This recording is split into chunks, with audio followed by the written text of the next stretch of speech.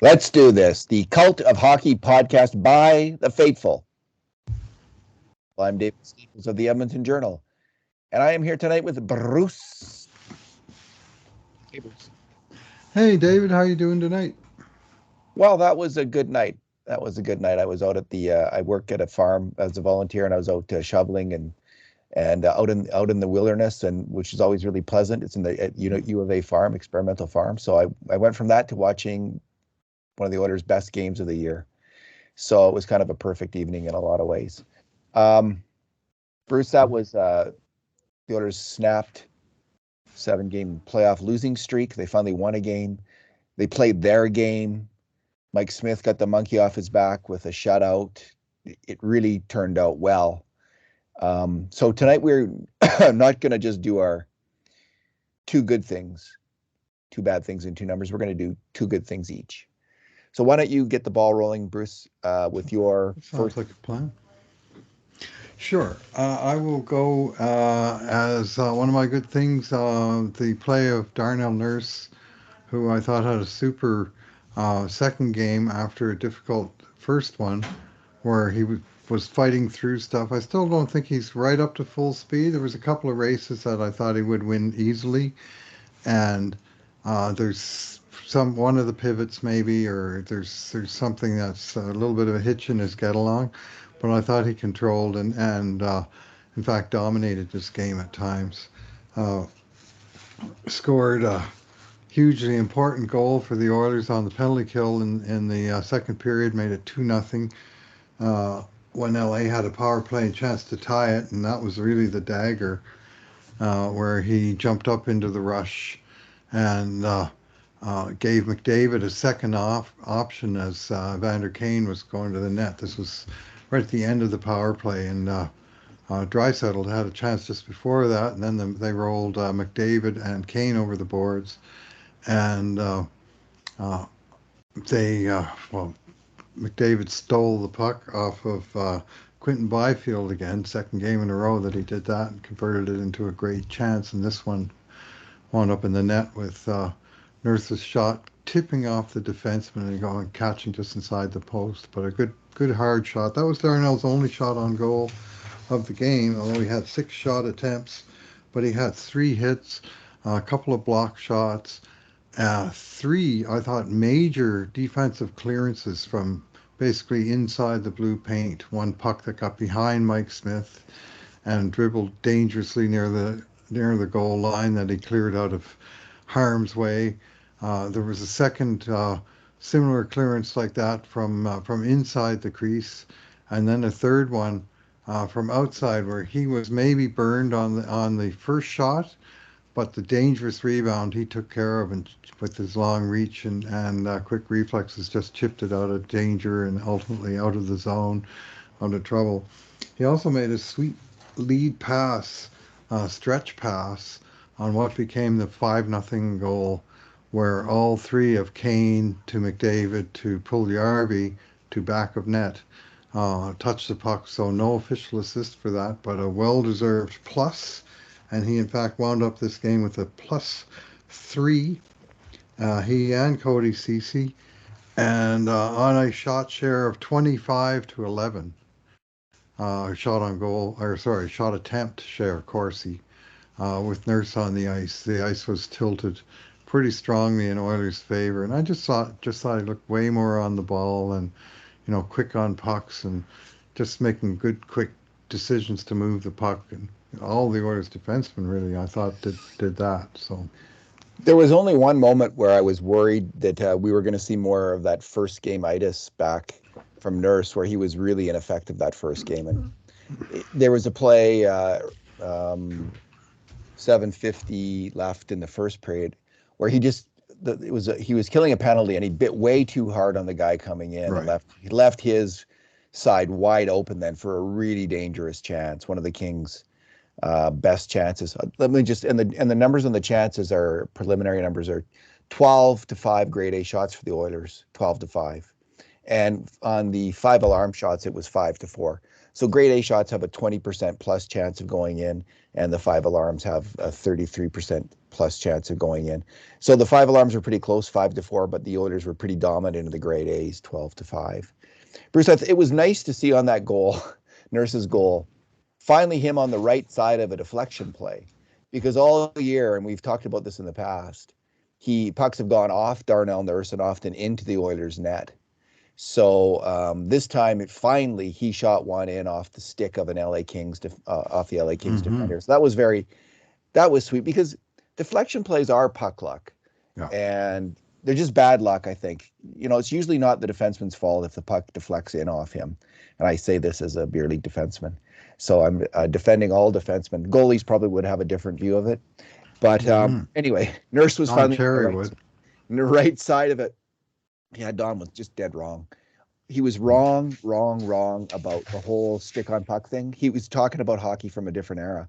You've got to block shots. You've got to try to get stick on puck. You've got to do it all game long, and you've got to be effective at it. That's the modern NHL, and it was that way for 25 years, and Don got it wrong almost the entire time. Anyway, Nurse, I think, he's not 100%, because if Darnell Nurse was 100%, he would be playing a far more physical game, I think. And we're still not seeing that from him. And in fact, if I were the LA Kings coach, one of my things on the bulletin board would be hit Darnell Nurse, engage him physically all game long. And that should be the Kings strategy, I would say. I'm going to give another tip to the Kings here that's probably people won't want to hear, but I'm sure they're not listening. On my good thing, Bruce. And I've noticed this, and I mentioned this earlier today on Oilers Now, actually. Right from the start of the series on the power play, I didn't know how the Kings were going to kill the penalties. And fortunately, the Kings are one of these passive teams that back off into their little box and let the Oilers move the puck from the outside, which is exactly the worst strategy you can have against the Oilers. Teams that are aggressive against the Oilers have much greater success killing off penalties. We've seen this all year. And teams that back off and let the Oilers pass it around, they get beat by the Oilers' tremendous skill. So the first period, not much happened. There was only two chances, one for the Oilers at even strength. Puljujärvi got a shot on net. Not a particular, a lower end of the grade A scale, as I recall. And the Kings had two pretty good chances on the power play. So just a really low event first period. And then they came out in the third period, the Kings took a penalty and, backed up into their little box, and the Oilers passed it around the outside.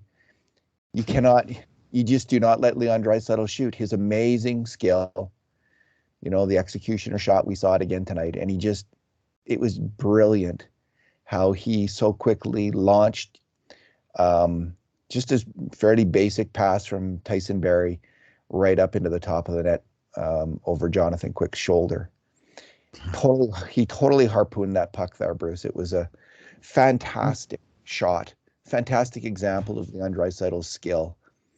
And it has to be deflating for the other team to see a shooter like that just blow everything out. Like, just, you're done. You can't stop this shot unless you stop it before it happens. But once it's happening, you're in a world of hurt. So good for Leon. That was just, what a skilled hockey player. That shot would have beat a lot of goalies, but Jonathan Quick, with he does play very low, and he's very good at taking away the bottom of the net. So the Oilers were targeting him high tonight, but that one-timer by Leon was the best example of that, where he put it right in under the crossbar on the booming one-timer. I'm glad he's Jonathan Quick and not Jonathan Tall, because they did beat him all night long up high. Like, clearly that was the goal. We're going to punish you. Now, I don't know in the past if Quick was able to stop that kind of shot that went up high, or if NHL shooters are just that much better. I mean, Leon Draisaitl is, but Nurse's shot, of course, deflected high. And some of the other ones were pretty nice shots. Bruce, what's your second good thing, Amundo? Yeah, so many good things to choose from tonight, eh? Yeah. And it was I think I like the Oilers' physicality in this game. This could almost be my number as well, but I'll call it my second good thing. Uh, they out-hit the Kings officially in this game 48-46. Those are high numbers, but I I saw a very hard-hitting, a physical game, and some of those hits were absolute doozies. The Oilers, I mean, just from their forwards, Cassian 6 hits, Archibald 5, Yamamoto 4 more hits, and all over the puck. Kane 4, Nugent Hopkins 4 hits, and my favorite Connor McDavid 4 hits, and he was just bringing it hard. He got penalized for one heavy hit from behind, which was a penalty. The guy getting up and giving him a high cross check also was a penalty, I thought, but Yeah, that one they gave him a free shot. I guess they thought Connor deserved it or something. that was BS. Anyway, but he kept it coming. And who was the guy that he just buried a guy over in the far boards? And they 19 Iafallo oh, it was Iafolo. Yeah, yeah, yeah. You're right. And that was slashed like in McDavid. real speed. Yeah, he wasn't happy in real speed. I mean, McDavid was going so fast there, and he just saw the opportunity and he cut fast to his left and he just buried him. And I thought the captain was leading the way tonight with his not just with his usual dazzling speed and puck control, but also he was laying it out there and bringing the physical game as well. To me, he was a standout in that aspect, but the whole team really brought that. And mostly it was the forwards, the defensemen. The only guy on the team with no hits was Brett Kulak, and a couple of guys with one were Keith and Cece, and whereas the forwards were all crooked numbers all over the map.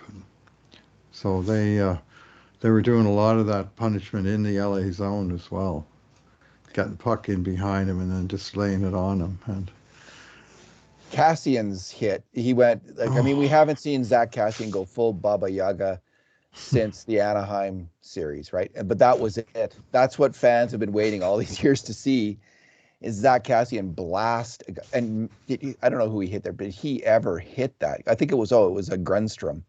yes. And credit to him, he got up and kept going. Like it's Hmm. lucky they're all young guys because the Kings can maybe bounce back. It's got to be wearing though to get hit like that. Like the Oilers are punishing the other team now hitting. They are the physically dominant team in this series right now, and they're punishing the opposition. And it could start to tell on the Kings. Well, I'm hoping, Bruce. That's my motivated thinking on this. But that was and McDavid. I mean, he's channeling. I don't know. It seemed like Bobby Clark was his spirit animal tonight because he was playing a nasty game, and I really liked it. I really liked it. I'd say more Brian Trottier than Yeah, fair enough. Bobby Clark. Clark could lead with his stick. He was a stick man all the way. Love Well, to lay the hatchet on.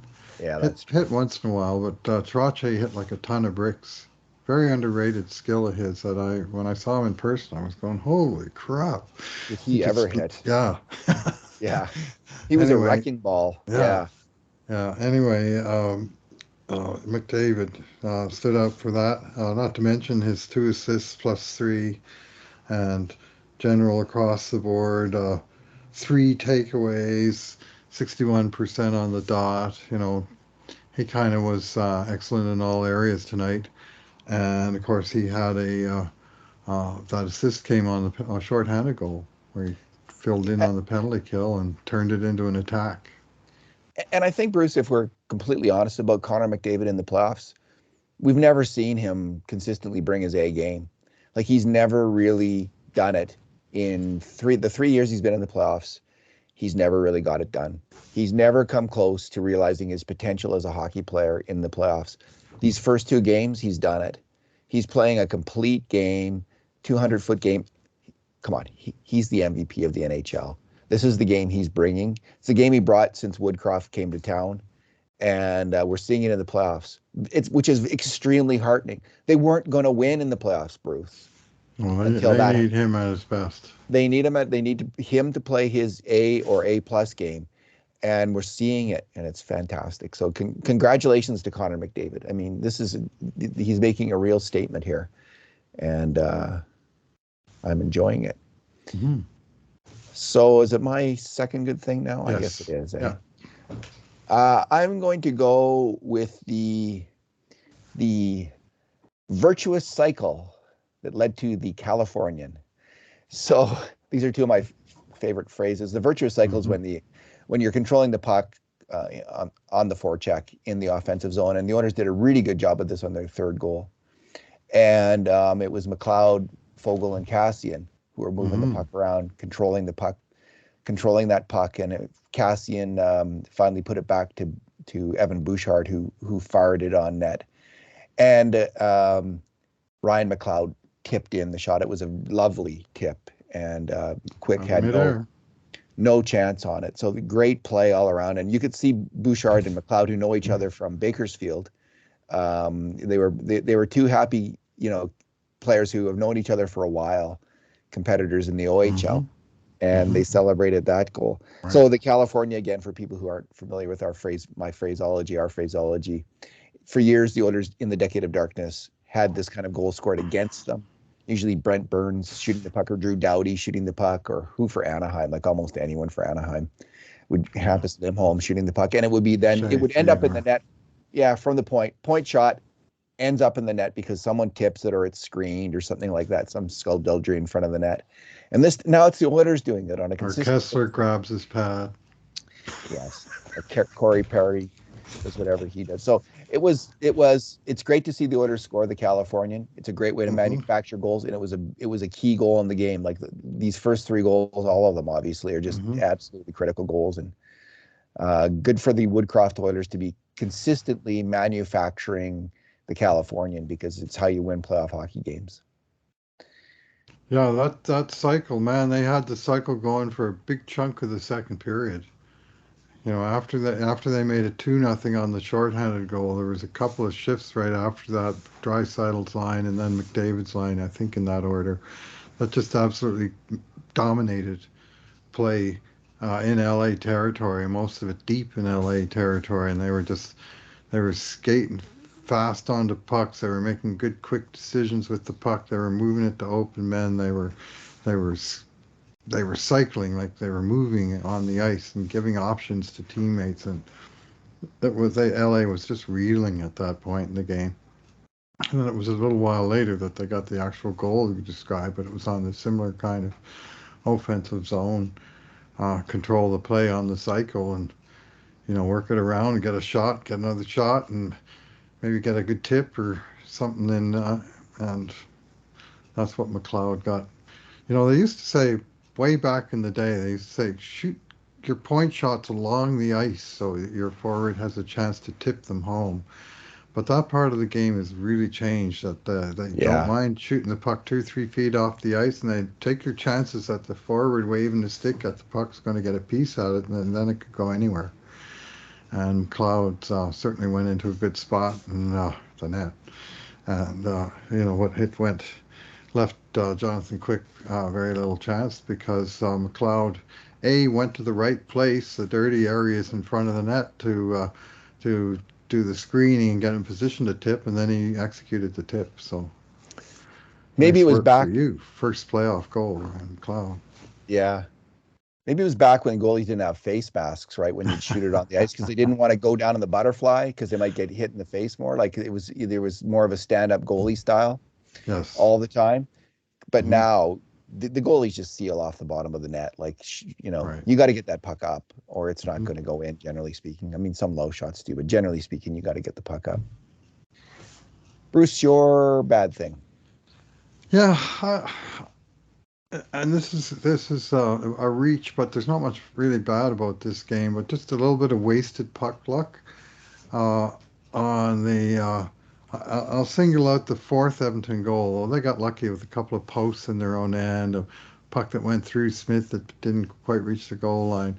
But the fourth Edmonton goal, which was already sort of bonus territory, where Duncan Keith makes a very nice headman pass to Evander Kane, and Kane chips it around the defenseman Sean Dursey, and Dursey in desperation takes a whack at the puck to prevent Kane from jumping on it on the other side of him because the actor going around him was a good play by Kane, and he forced the act of desperation. But Dursey took the puck right out of the air and basically hit a line drive right past Quick into the corner of his own net. That's the kind of goal. Well, you take it at any time, but I'd really rather have it at a time where where it's more needed than in a 6-0 game. But it was a game where the Oilers did actually have quite a bit of puck luck, and I would make the argument that they earned a lot of it by forcing the play, as happened in this case on poor Sean Dursey. So maybe I'll give him the bad thing for scoring on his own net. Yeah. Well, my bad thing, Bruce, is I already mentioned it. Actually, it's the Kings' penalty kill. Mm-hmm. That they're anyway. I hope they stick with that tactic. So because I have already mentioned my bad thing, I'm going to sneak in a third good thing. Okay. And I think fantastic for Jesse Puljujarvi to score a goal. Mm-hmm. And it was an interesting play because it was a brilliant passing play. Nurse with the stretch pass and McDavid whipping it on. I think it was McDavid who whipped it over across seam to Yep. Puljujarvi, who harpoons it in the net. But he shot it again. It was interesting because he shot it right in the middle of the net. And this is the exact kind of shot twice I think he made on Kemper that Kemper stopped when he Mm-hmm. went. So Jesse is still he's not a sniper, No. and he may never be a sniper, but Mm-hmm. I don't, for the life of me, Bruce, I don't understand the magnitude and the intensity of the criticism around this player. I think it's way out of line. And he had a poor game the other night. I gave him a 3. Like, I think it's okay to criticize his game, but if you're Mm-hmm. arguing, which I've heard arguments Mm-hmm. recently, he shouldn't be Mm-hmm. he shouldn't be in the top 6 on the orders. He's not that effective. He's not that good. I think you're missing out. I think you're not. He does so many little things every single game. Screening the goalie, popping pucks off sticks, back checking hard, forechecking hard, giving up the puck consistently, unselfishly to Kane and McDavid. He is a good top 6 winger, two-way Mm-hmm. winger in the NHL. And if you focus in on how he makes small contributions, sometimes big ones like tonight to grade A shots, and defends against them, he's one of the 2 best wingers on the Oilers at even strength this year. Him and Zach Hyman were at the top of the list. Mm-hmm. So I don't know. I guess I'm, as the old saying goes, I'm seeing in a different game than Puljujarvi's critics. I see a player who's pretty darn effective and has a nice package of skills for a young player with some room to grow because he's so big and rangy and may get stronger and more confident. So I was glad that he had I think he had a pretty strong game there. He did. I'd give him a 7 probably Mm-hmm. for Yeah, that, that's fair. and which is good, a good grade, a grade of good. So anyway, he's been taking a lot of heat. I think he handled it fairly well, and I like the player and keep it going. Keep it going, yes. Have another game like that one next time. Good for I think. Woodcroft too. Yeah. So yeah. Some of the criticism of Jesse, I think some of it's knee jerk that because the analytics and the proponents of analytics like his numbers so much, there are some people that will push back against anything that the analytics folks will say, right or wrong. It's just if they say it, well, let's find some reason to criticize that guy because I mean, obviously he's not perfect and he isn't perfect, and he does have. He does have parts of his game that he does need to improve, finishing being primary among those things. But the ice is, so seems to be so tilted in Edmonton's favor when he's out there. And sure, you can say, no, he's not the driver of his line. McDavid is, but McDavid drives whoever's on his line. But when he drives it and Puljujarvi's on the bus, the line does better. And that. And there's uh, some pretty strong statistical evidence to back that up. Anyway, as you say, my third good thing is Coach Jay Woodcroft for sticking to his guns with Yessa on the first line, to sticking to his guns. I thought obvious decision, but he did anyway with Mike Smith in net. We haven't mentioned his name yet, and all he did was post a shutout, break his personal 10-game losing streak in the playoffs, and I think the last game he won was also a shutout in with Calgary in 2019, Game 1 against Colorado, and then they got blitzed by the Avalanche in games 2, 3, 4, and 5, and but he stuck with that. But he did switch things up a little bit, and he put Josh Archibald in the lineup to a much criticism, and of course there's a lot of Josh Archibald critics out there right now for various reasons. And I mean, his last game that he played for the Oilers in last year's playoffs, where he took a really bad penalty and got a suspension, didn't win him many fans. And then, of course, all this stuff that went on this year as well. But I thought he played okay, and I thought he did what he's put in there to do, which is skate hard, take the body, and sort of disrupt. And he's not ever a great puck handler, and he hasn't played enough hockey this year to really find that aspect of his game. But I thought he did what he was put in the lineup to do. Yeah. Cassian, same thing. And I thought that the team executed coach's game plan, which was move the puck the hell out of your own end, get it deep on them, and lay the body on them. And they did all of those things in spades in this game. Yeah, Archibald played well, and I'm kind of like through the pandemic, there have been times when I've been extremely frustrated with people who decided to remain unvaccinated, and I've supported the mandate against them, because if we didn't have that, it looked like we were all going to have to shut down, which I thought would have been patently unfair and really damaging in a bigger sense. That said, I do respect people. Everyone had their own fears, their own self-interest during the pandemic. Yep. So, and it was different for everyone. And I'm glad that we don't have mandatory vaccination. And Josh Archibald certainly paid a price for his decision. He got COVID. He got myocarditis, the inflammation of the heart due to his COVID. Now, I just think what we know now is, I think the consensus is that people who have had COVID have immunity similar to people who are vaccinated. And the people who have had myocarditis from COVID, there is a genuine risk from the vaccine, a very small risk of myocarditis, especially in young men. So it seemed, and I'm not his doctor, and I'm not an expert on any of these issues particularly, but it seems like it was a rational decision.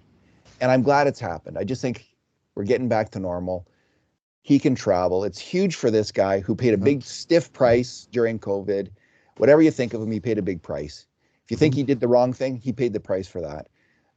So glad he's back in the saddle and able to play across the border and earn his living again as an NHL hockey player. And this gives him a chance, if he plays well now, to get another NHL contract, which I think was in severe doubt if this hadn't happened. Even, there would have been a cloud over his head, but now he's got a chance here. We'll see how he does with it.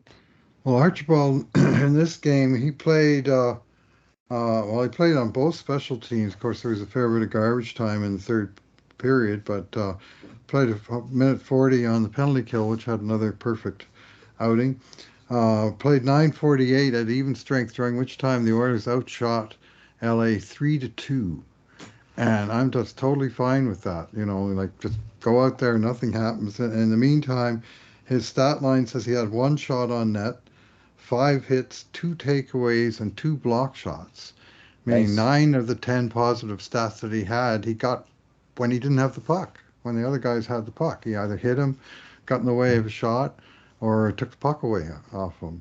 So, I mean, that's what you want. I mean, he's a limited player, but you want to get the good parts out of that player, and I thought he did that tonight. And I heard Jay Woodcroft taking all kinds of heat for that today, and I'm looking at that now and saying maybe not the worst decision.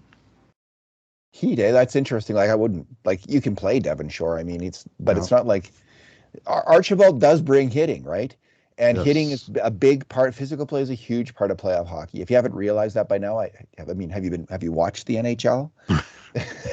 This is the playoffs. It's not as physical as it used to be. This isn't like Habs Nordiques in the 1980s, right? But this is physical hockey, and Josh Archibald can help you. So, Bruce, let's move on to our numbers. What is your Oh, Oh, okay. Yeah, okay. I mentioned this already, but I'm going to go with it. Here's tonight's game, David. Here are, for those watching on on our video, here are the summaries from the 82 games in the regular season. oh, you Without keep go, them all. I do. I just pile them Good up for over the you. season. I refer to them from time to time. I will junk them in the off season. Yeah. Just three main stat sheets that I get from every game, but one of them is the event summary that has shots, hits, giveaways, takeaways, and I can guarantee you in that whole thick wad of pages there won't be one other game with 94 hits in it. In the playoffs, the game changes.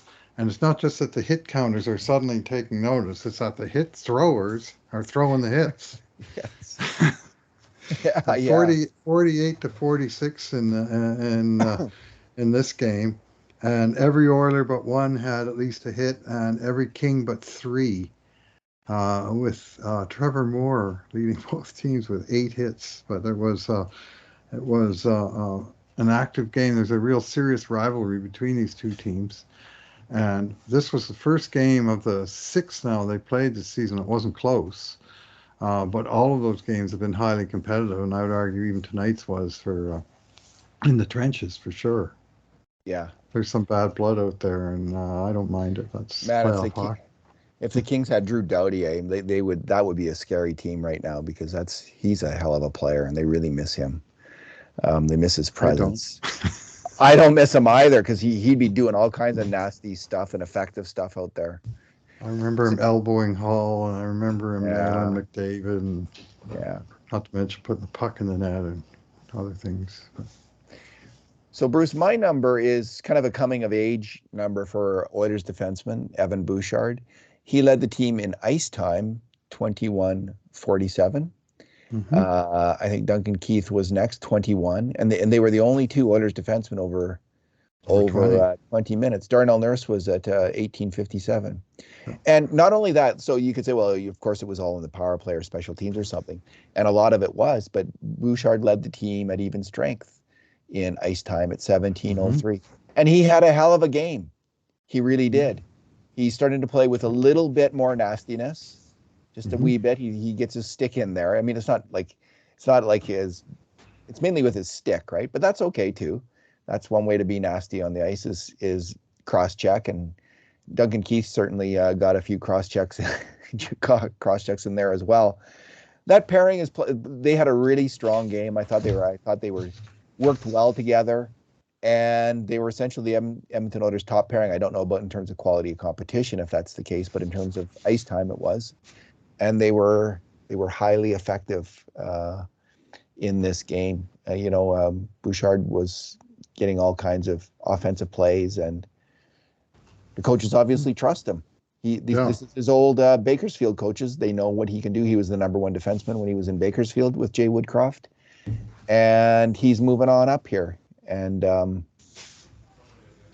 very strong.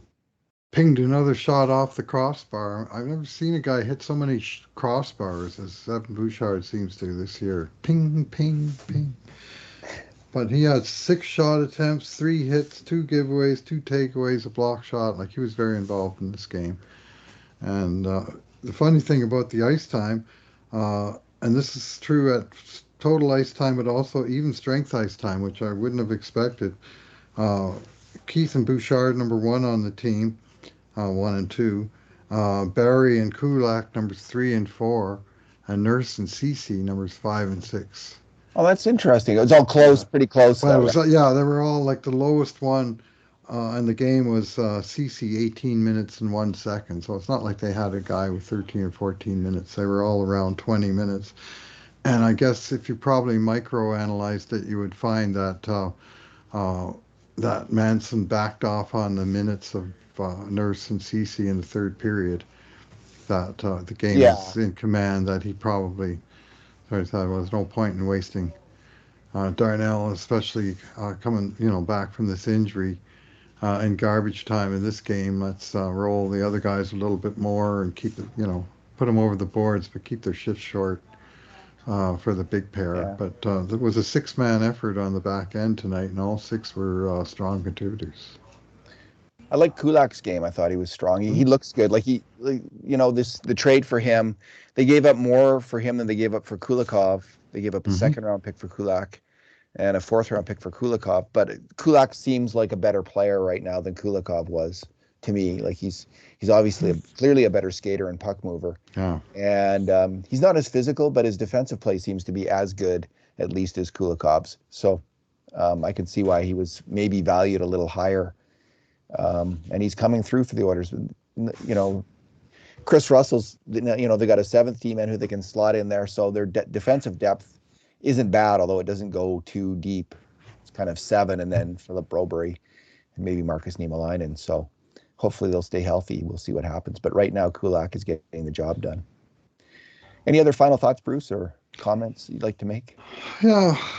Well, my number was going to be 1-1, which is basically the score in the series.